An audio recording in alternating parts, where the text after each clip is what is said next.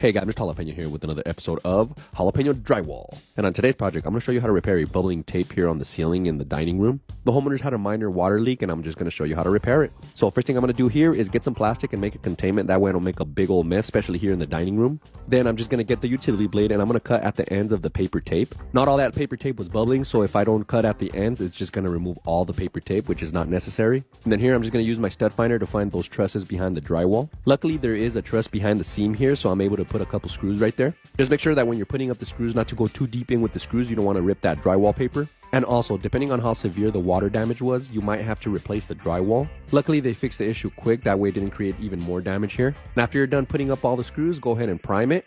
Just make sure you let that primer dry 100% before you start applying this Easy Sand 5 hot mud. This is what I'm going to be using to do the repair. You can also use joint compound, but that's going to take forever to dry. But if you have the time, just go ahead and use whatever you want. And then I'm also going to use a little bit of this 5 fuse tape.